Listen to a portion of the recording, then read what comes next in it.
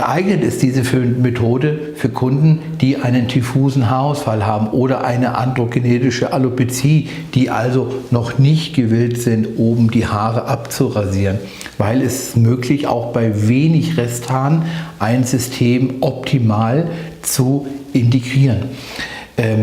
Speziell aber auch für Kunden, die bisher Hairweaving getragen haben oder Micropoint. Und ihr kennt ja aus den vorherigen Videos, dass wir doch Hairweaving ein bisschen abgelehnt haben, weil es einfach nicht haarschonend ist und es einem Menschen auch Schmerzen zuführen kann, bis hin zu großen allergischen Reaktionen, dass halt dadurch noch mehr Haare ausfallen.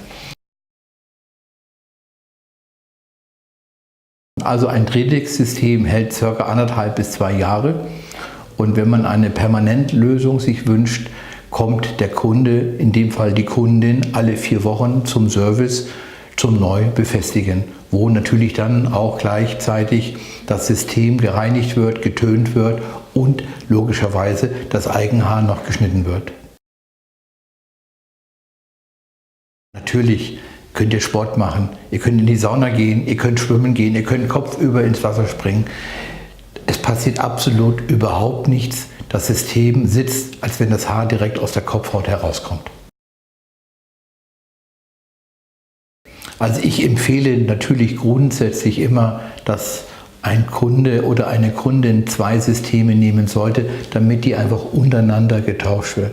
Aber zum Kennenlernen ist es überhaupt kein Problem, nur ein System namens Drehtex käuflich bei uns zu erwerben. Es gibt in der Tat Kundinnen, wo der Ehemann oder die Freundin das System festmacht. Wir haben dazu ein Video gedreht, was jede Kundin auch in Notfällen nach Hause bekommt, wo man wirklich sehen kann, wie das gemacht wird. Also im Grunde genommen ist es möglich, aber man braucht dann eine Person, die das dann bei euch befestigt.